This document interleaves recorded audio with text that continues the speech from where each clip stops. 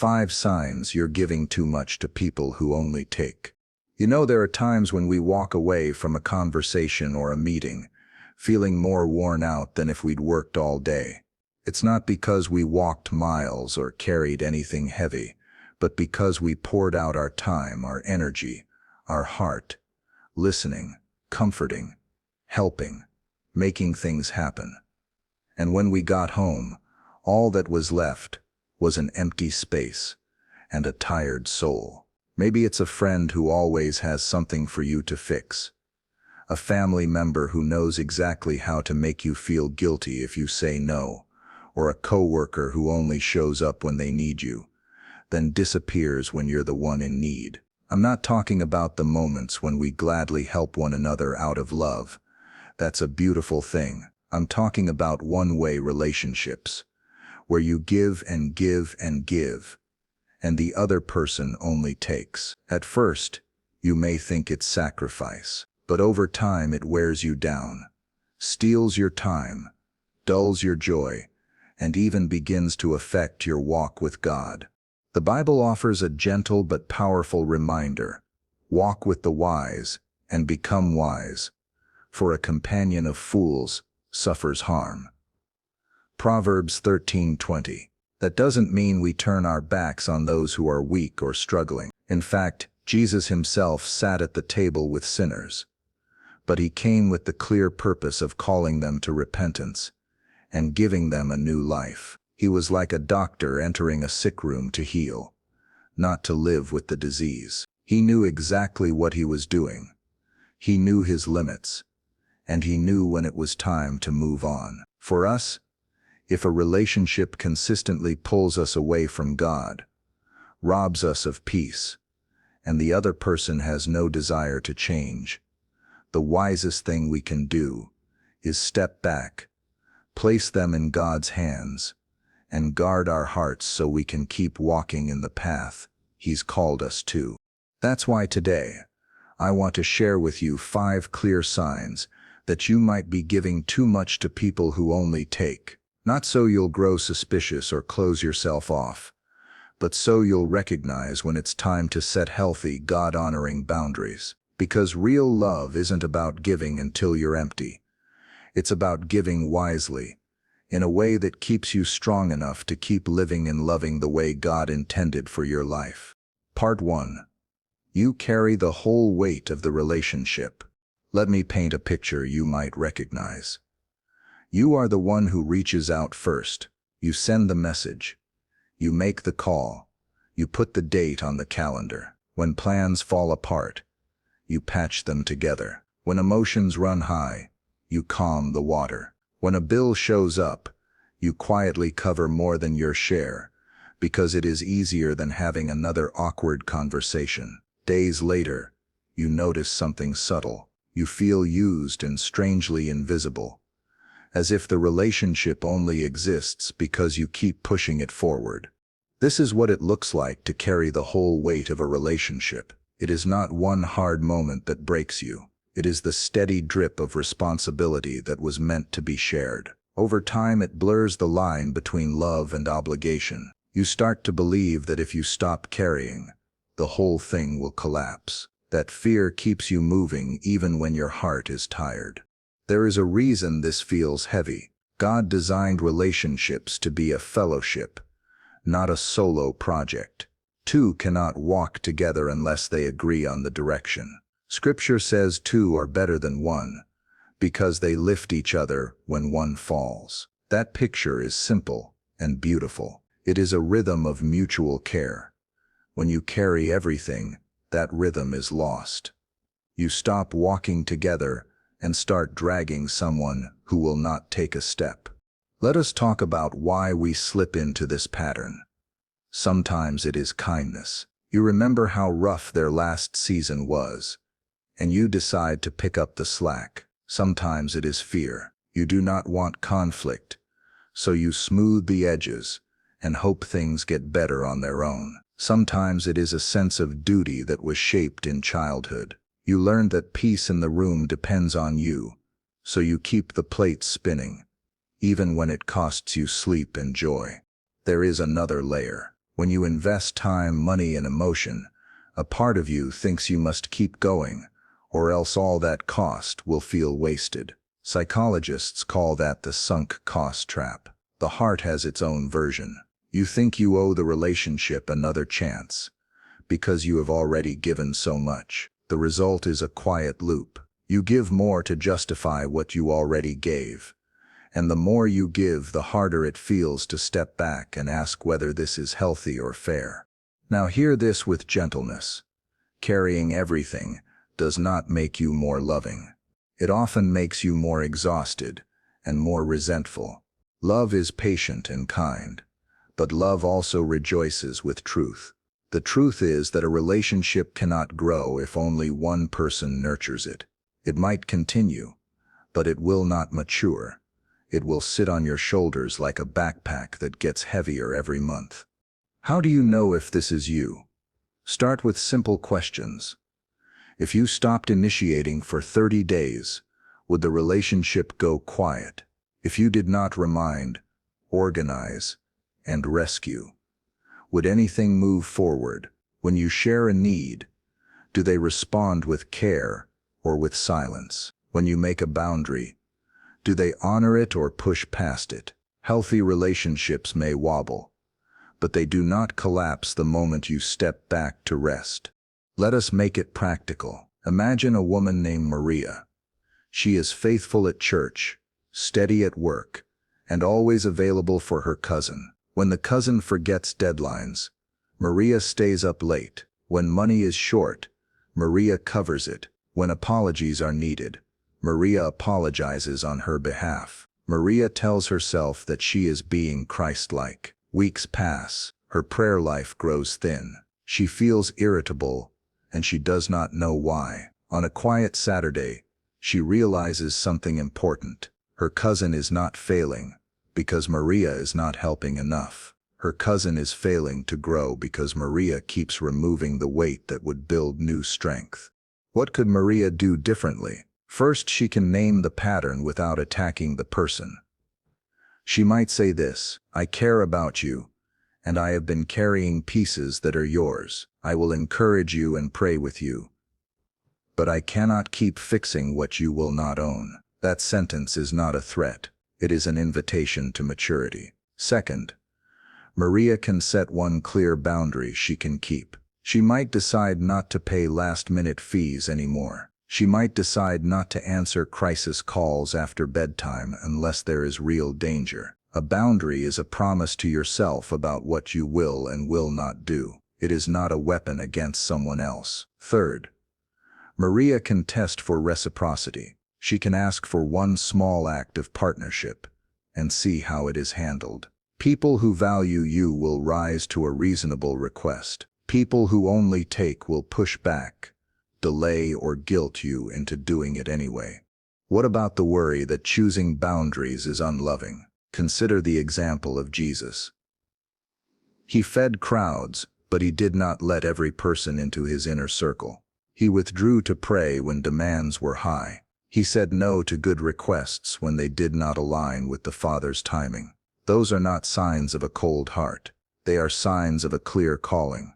If the Lord of love lived with focus and limits, perhaps love requires limits from us too. Here is a gentle exercise. On a sheet of paper, write 3 columns. In the first, list the regular tasks and emotional loads you carry in this relationship. In the second, mark which of those are truly yours to carry. In the third, write the person who should own the others. Sit with that list prayerfully. Ask God for courage to release what is not yours and wisdom to serve where it is yours.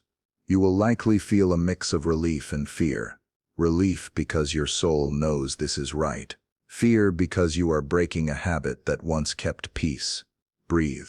Peace that depends on you carrying everything is not peace. It is control wearing a soft voice. You may wonder what happens if the relationship changes when you stop carrying it alone. The honest answer is that every real relationship adjusts when truth enters the room. Sometimes it gets stronger because the other person wakes up. Sometimes it reveals that you were the only one committed to growth. Either result is mercy. Clarity is a gift. It frees you to love well, not endlessly prop up what will not stand on its own. There is one more piece. When you start to lay down extra weight, guilt often shows up. It tells you that stepping back means you do not care. That is not true. Stepping back is choosing the kind of care that respects both people. It says, I will not do your part for you, and I will not ask you to do mine. It says, I will be present, but I will not be your parachute every time you jump without looking. That is honor. That is teaching responsibility without shame. If this is stirring something in you, let me offer a simple next step you can practice this week. Choose one small responsibility that you have been carrying for someone else. Communicate kindly that you are releasing it back to them.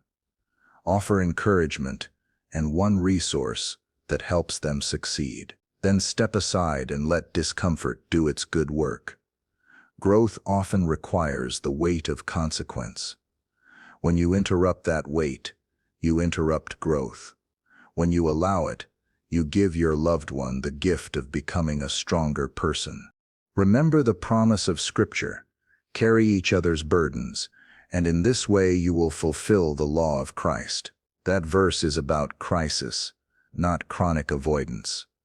Helping in a true burden is holy. Habitually carrying what another person refuses to carry is something different. It slowly empties your life of the focus and strength you need for the assignments God has entrusted to you. You are not cruel for wanting balance. You are not selfish for seeking mutual care. You are choosing a better way. You are learning to love with wisdom, to serve with clarity, and to keep enough of your strength for the people and purposes that are truly yours. When you stop carrying the whole weight alone, you make room for God to work in both hearts. In yours, He restores joy and peace. In theirs, He invites responsibility and growth. That is what healthy love looks like, when it learns to walk on two legs instead of one. Part 2. You neglect your own needs to keep them happy. Have you ever noticed how easy it is to push your own needs to the back of the line when someone else is demanding your attention? You skip your lunch break because a friend called in the middle of the day with a problem. You cancel your doctor's appointment to drive a family member somewhere last minute. You stay up late working on a project for someone else, even though you promised yourself an early night. At first, it feels noble. You tell yourself you are being selfless, but slowly you realize that your own health, your rest, your joy, and even your time with God have been shrinking to make room for someone else's endless needs. This is not the kind of love God asks from us. Scripture says, love your neighbor as yourself. That means you are part of the equation. The command is not to love others instead of yourself, or to love others at the expense of yourself. It is to love in a way that holds both lives with value.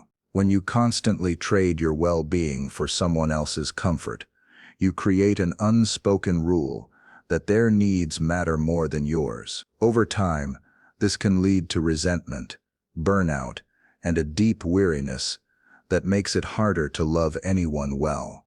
Why do we do this? Part of it is habit.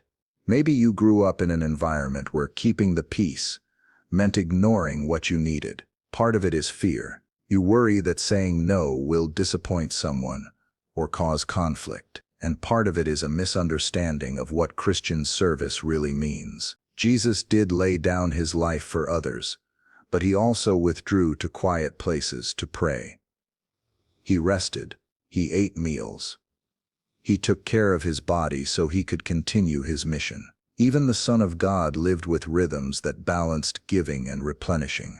Neglecting yourself to keep someone happy might work for a moment, but it builds a dangerous pattern. It teaches the other person to expect that you will always adjust, always sacrifice, always bend, no matter the cost to you. It also sends a silent message to your own heart that your needs are optional. That message is not from God. He designed you with limits on purpose, so you would learn to depend on Him and live in healthy balance. Think about it like this. If a well is never refilled, eventually it runs dry. No matter how generous the owner's heart is, there will be nothing left to draw. Your soul is the same.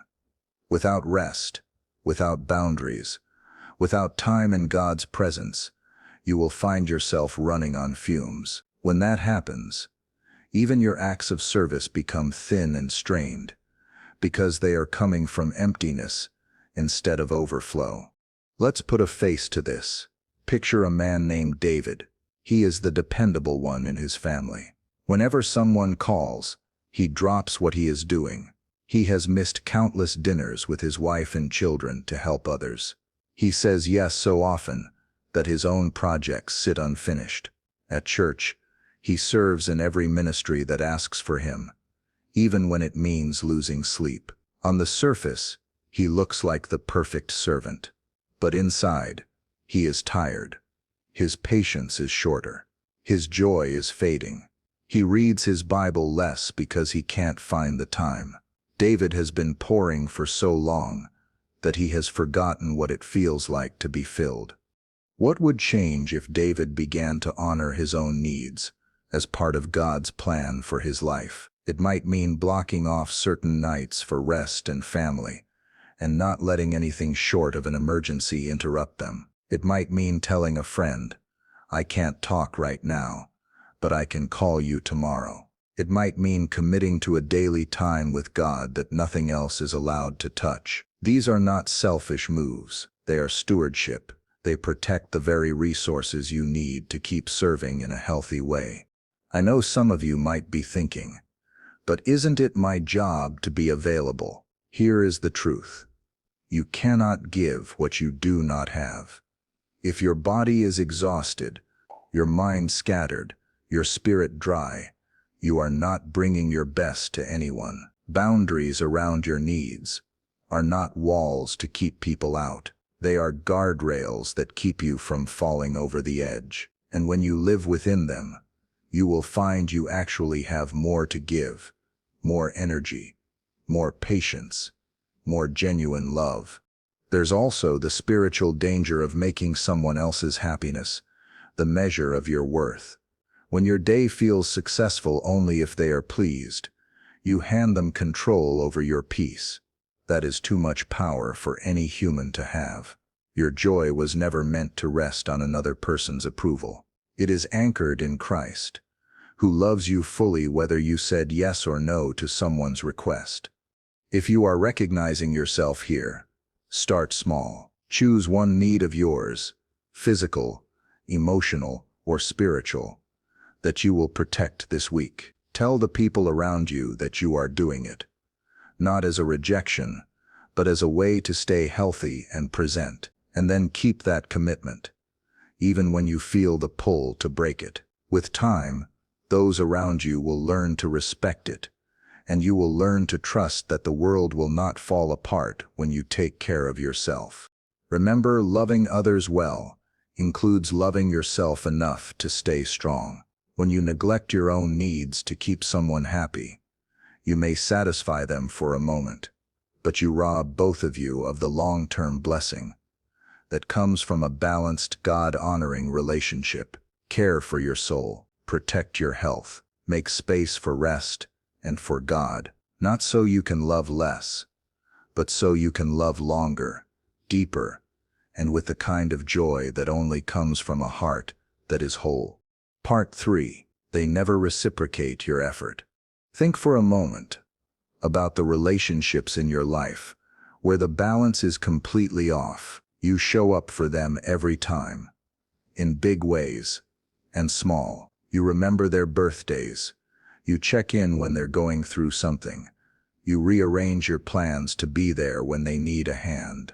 But when the tables turn, when you're the one in need, there's only silence. Or maybe they offer polite words, but never any real action. Over time, that gap between what you give and what you get can leave you feeling invisible, unvalued, and even foolish for caring so much. Now we are called to give without expecting a return in the same way from that person. Jesus told us to give to those who cannot repay, but he never meant for us to confuse generosity with enabling. There is a difference between blessing someone freely and letting them build a pattern of taking without gratitude or responsibility. In healthy relationships, there's a rhythm of give and take. It may not always be equal in the moment. Sometimes one person carries more for a season, but there is a mutual willingness to show up for each other when it matters. When someone never reciprocates, it's not just about the missed favors or lack of help. It's about what that pattern reveals. It tells you that in their eyes, your time, your energy, and your needs are optional. It shows that they are willing to accept the benefits of your presence without valuing the person who provides them. And if you are not careful, you can start to believe that lie yourself, that you are worth less than the people you serve.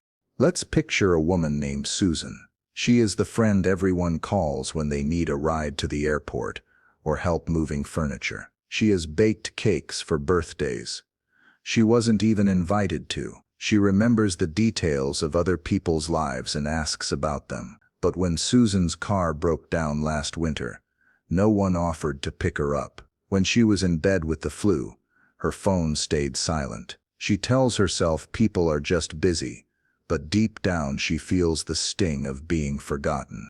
Part of the challenge here is that takers often don't even notice the imbalance because they've grown comfortable with it. And if you've been the one to fill in every gap without asking for anything, they assume that's just the way things are. The first step to change is not to shame them or build a wall. It's to be honest about what you need and what you can realistically give. Boundaries are not punishments. They are invitations for others to engage in a healthier way. The Bible has a simple principle about this. Do to others as you would have them do to you. Luke 6:31. Notice it's not do everything for others and expect nothing ever in return. It's about creating a shared standard of care. If you consistently show kindness, but the other person cannot or will not offer even the smallest kindness back, you may need to reevaluate how much of yourself you invest there. There's also a heart check for us in this. Sometimes we keep giving in one-sided relationships because it makes us feel needed, but that's not the same as being valued. Need fades when the task is done. Value endures because of who you are, not just what you do. God values you deeply, apart from any service you offer, and He desires relationships for you that reflect that same truth. If you're stuck in a cycle where the giving is always yours and the receiving is always theirs, start by watching their response the next time you have a need. Do they lean in or do they vanish? And be willing to adjust your availability based on what you learn. You don't have to cut them off completely, but you can decide that your deepest energy will go toward relationships where care flows in both directions. One of the most freeing moments in life is when you realize you are allowed to expect mutual respect, not entitlement. Not a running tally of who did what, but the basic dignity of being treated like your needs matter too. If someone is unwilling or unable to meet you there, then it's not unloving to step back. In fact, it can be one of the most loving things you do, for them and for yourself, because it breaks a pattern that is unhealthy for both sides. Remember this: God calls us to pour out our lives, but never to the point where our cup stays empty forever. He fills us so we can give, and He places people in our lives who will also help fill us again. If a relationship is only draining and never replenishing, it may be time to ask God whether that's a place He still wants you to invest your heart. Part 4. You feel drained instead of joyful after helping them. Helping others is meant to carry a certain joy with it. There's a satisfaction that comes from knowing you've been a blessing, that your presence has lightened someone's load. But if you notice that every time you help a certain person, you walk away feeling emotionally drained, anxious, or even resentful, that's a sign something is off. The problem is not that you're helping, it's the dynamic surrounding it. Instead of life-giving, the exchange has become life-draining. And if you don't address it, it can erode your peace, your patience, and even your desire to help others at all. Part of why this happens is that healthy helping is a two-way street, not always in action, but in spirit. Even if the person cannot give you anything material in return, there should be gratitude, respect, and a sense that your effort is appreciated. But when your help is met with entitlement, constant criticism, or an immediate demand for more, it robs the act of its joy. You start to feel less like a friend or family member, and more like a resource to be tapped whenever it's convenient. Let's imagine a man named Robert. Robert has a cousin who calls him at least twice a week with a crisis. Sometimes it's about money. Sometimes it's about transportation. Sometimes it's about a personal conflict she wants him to mediate. At first, Robert didn't mind. He's always been the dependable one. But lately, every phone call from her makes his stomach tighten. He knows it will end with him rearranging his schedule, stretching his budget, or absorbing her stress. And when he does help, there's rarely a thank you, just another story about why she's in trouble again. Over time, Robert has started avoiding her calls, not because he doesn't care, but because the constant drain has left him exhausted. Jesus teaches us to serve others, but he also shows us the importance of where, when, and how we serve. In Mark 1:35-38, after a long day of healing and teaching, Jesus went away to a solitary place to pray. The crowds came looking for him with more needs, but he said it was time to move on to the next town. He was not indifferent to the people's needs, but he knew that if he stayed, he would be serving out of depletion rather than abundance. He understood that ministry without renewal eventually burns out the servant. When you feel consistently drained after helping someone, it's worth asking yourself why. Is it because they are unwilling to take responsibility for their own part? Is it because they expect you to fix problems they could address themselves? Or is it because you've allowed the relationship to become one-sided for too long? Often, the exhaustion we feel is not just from the task itself, but from the emotional weight of knowing it will never be enough for them. Some people operate with what I call an empty bucket mentality. They believe that no matter how much you pour in, their bucket will never be full. This isn't always malicious. Sometimes it comes from deep insecurity, unresolved pain, or a lifetime of feeling overlooked. But the effect on you is the same. You give and give, yet there is no visible change, no sense of progress, and no mutual encouragement. Eventually, you start to dread the very acts of kindness that once brought you joy. There is a biblical principle here that is often overlooked. Do not throw your pearls before swine. Matthew 7:6. This doesn't mean certain people are worthless. It means that precious things, like your time, energy, and spiritual gifts, should be invested where they can be received and valued.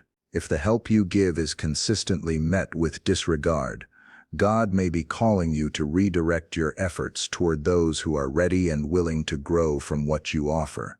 It's also important to notice the physical and emotional cues your body gives you. God designed our emotions as signals. If you leave an interaction feeling light and encouraged, that's often a sign the relationship is balanced, even if the other person needed more from you in that moment. But if you leave tense, resentful, or depleted every single time, that's your heart telling you that your boundaries are being crossed. Ignoring those signals will not make the problem go away. It will only make it harder to serve anyone well. There's a common fear that setting limits will make you selfish. But think of it this way. A farmer doesn't harvest from the same field every single day. The soil needs time to rest so it can produce again. In the same way, your soul needs time to recover between acts of service. This isn't laziness. It's wisdom. It ensures that when you do help, you can give your best rather than scraping together what little you have left. If you find yourself in a pattern where helping someone always leaves you drained, it may be time to step back and pray for clarity. Ask God to show you if this is a relationship He's asking you to continue pouring into, or if He's releasing you to serve in a different place. Sometimes, the most loving thing you can do for someone who constantly drains you is to let them feel the weight of their own choices. It may be the only way they learn to take responsibility and grow. And for your own heart, remember this: God did not create you to live in constant exhaustion. He offers rest for your soul, Matthew 11:28-29. And He wants your acts of love to flow from a heart that is refreshed, not resentful. Helping others should deepen your joy, not hollow it out. If it's doing the latter, it's time to reevaluate, not because you love less, but because you love wisely. Part 5. They show no desire to change. One of the most discouraging patterns you can encounter is pouring your energy, advice, and support into someone who has no real intention of changing. They might nod along when you speak, even thank you for your help in the moment, but then return to the exact same choices that created the problem in the first place. And before long, you're right back where you started. Same conversation, same problem, same outcome. The truth is, it's exhausting to care more about someone's growth than they care about it themselves. When a person shows no desire to change, your help becomes less like lifting them up and more like carrying them while they're sitting down. It's not that they can't stand, it's that they won't. You may be spending your time patching up the consequences of choices they're unwilling to face. And here's the hard truth: as long as someone knows you'll always clean up the mess, there's little incentive for them to take ownership of their life. In fact, your constant rescue can unintentionally keep them stuck. Jesus illustrated this principle when He healed the man at the pool of Bethesda in John 5. Before performing the miracle, He asked the man, "Do you want to be healed?" It's a striking question, because the man had been there for 38 years. But Jesus knew that desire plays a role in transformation. Without the will to change, even a miraculous opportunity can be wasted. If the heart isn't ready, the change won't last. Imagine a friend named Carla. She's always in financial trouble, not because she's unemployed, but because she overspends and ignores her bills. Every few months, you step in, helping her catch up on rent, buying her groceries, covering her car payment. Each time, she promises it won't happen again. But within weeks, she's back in the same situation. Your generosity hasn't changed her habits. It's simply bought her more time to keep living the same way. And each time you step in, you notice the gratitude fades faster, replaced by an unspoken expectation that you'll do it again. This doesn't mean we should only help perfect people who are already making all the right choices. We're all works in progress, and grace means walking with people through their struggles. But there's a difference between someone who stumbles while trying to change and someone who has no intention of changing at all. The first group needs encouragement, prayer, and support. The second needs to feel the natural consequences of their choices before they'll have any motivation to grow. One danger in constantly helping someone who won't change is that you start to lose sight of your own boundaries. You tell yourself, maybe one more time will make the difference, but one more time turns into 10 more times. And before you know it, months or years have passed, and nothing is different except your level of exhaustion. You can even begin to feel guilty for thinking about stepping back, as if your absence will ruin their life. But here's something to remember. You are not their savior. God alone holds that role, and he sometimes works through letting people reach the end of themselves. Proverbs 26:11 paints a vivid picture. As a dog returns to its vomit, so fools repeat their folly. It's a hard verse to hear, but it's a reminder that without a change in heart, people will return to the same harmful patterns again and again. And no amount of your energy, money, or emotional investment will stop that cycle if they don't decide to break it themselves. If you've been in this position, it may help to shift your role from constant rescuer to occasional supporter. You can still pray for them, offer wisdom when asked, and be present in meaningful ways, but without shielding them from the full weight of their decisions. This may feel harsh at first, but often it's the very thing God uses to awaken a person to their need for change. It also protects your own emotional and spiritual health, ensuring you have the strength to help those who are truly ready to receive it. The truth is, God calls us to be compassionate, but he also calls us to be wise stewards of what we've been given. Your time, energy, and resources are not limitless. If someone continually refuses to grow, it's not unloving to step back. It's faithful to God's design for healthy relationships. By doing so, you leave space for him to work in their life in ways your constant intervention may have been preventing. And perhaps most importantly, stepping back in these situations frees you to invest more deeply in the relationships where your efforts bear fruit, where change is embraced, gratitude is shown, and the joy of helping is restored. That's not giving up on someone. That's trusting God enough to let go of the role he never intended you to play. Conclusion: love wisely, give wisely. Loving people is one of the clearest marks of a follower of Christ.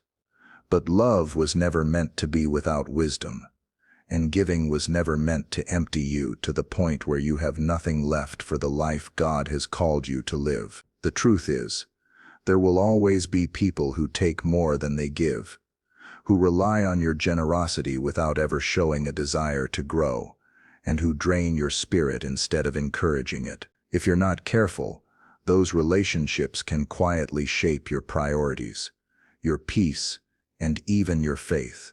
Jesus loved deeply, but he also set boundaries. He withdrew to pray. He moved on from places where hearts were closed. He gave himself fully, but never in a way that was careless or without purpose. That's our model. Not to close our hearts, but to keep them guarded so that the love we offer stays strong, pure, and life-giving. The Apostle Paul put it plainly in Galatians 6:9-10. Let us not grow weary in doing good, for at the proper time we will reap a harvest if we do not give up. Therefore, as we have opportunity, let us do good to all people, especially to those who belong to the family of believers. That means our giving should be sustainable, not something that burns us out and leaves us spiritually dry. If you've recognized yourself in any of these signs, it's not a call to become cold or self-protective. It's an invitation to pause, pray, and ask God for clarity on where he truly wants you to invest your time and heart. Sometimes he will confirm that you should keep helping, but with healthier boundaries. Other times, he will release you to step back, trusting that he can work in ways you cannot. Either way, your worth is not measured by how much you let others take from you. Your worth is anchored in being a child of God, called to love in a way that reflects his heart and honors his design for your life. So as you go forward, remember this: love is not just about how much you give. It's about how wisely you give. When you love with both compassion and discernment, you not only protect your own soul, you also give others the chance to stand, grow, and experience the same God who has been your strength. That's not selfishness, that's stewardship.